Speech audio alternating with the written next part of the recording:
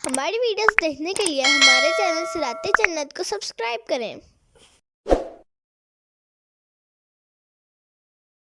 سورہ مومن آیت نمبر 60 کی بقیہ تفسیر۔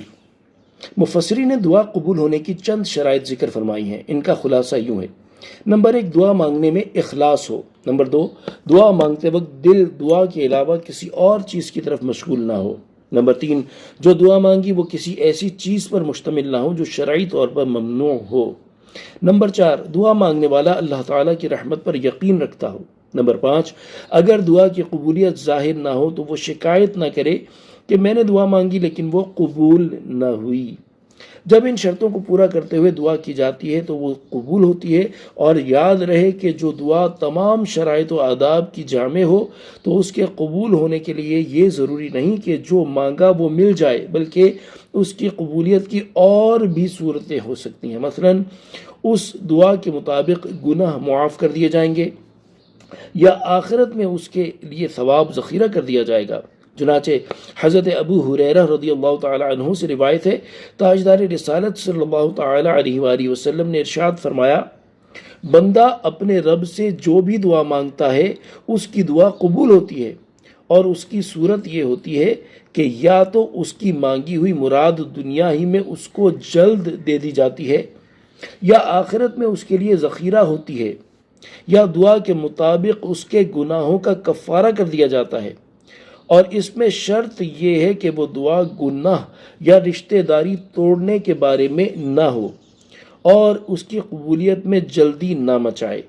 صحابہ کرام رضی اللہ تعالی عنہم نے عرض کی، وہ جلدی کیسے مچائے گا؟ ارشاد فرمایا، اس کا یہ کہنا کہ میں نے دعا مانگی لیکن قبول ہی نہ ہوئی، یہ کہنا ہی جلدی مچانا ہے۔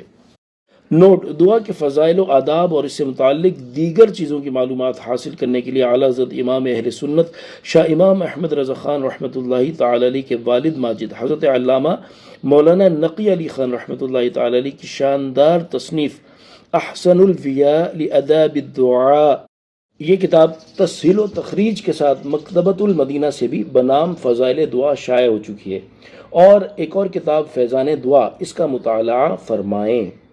ان الذین یستکبرون عن عبادتی، بے شک وہ جو میری عبادت سے تکبر کرتے ہیں۔ یاد رہے کہ جن آیات و احادیث میں دعا ترک کرنے پر جہنم میں داخلے یا غضب الہی وغیرہ کی وعیدیں آئی ہیں، ان میں وہ لوگ مراد ہیں جو مطلقاً دعا کو ترک کر دیتے ہیں، یعنی کچھ بھی ہو جائے ہم نے دعا نہیں کرنی، یا معاذ اللہ اپنے آپ کو اللہ تعالیٰ کی بارگاہ سے بے نیاز سمجھ کر دعا ترک کر دیتے ہیں، اور اسی وجہ سے اس کے حضور گریہ وزاری کرنے سے کتراتے اور پرہیز کرتے ہیں، اور یہ صورت صریح کفر اور اللہ تعالیٰ کے دائمی غضب کا باعث ہے۔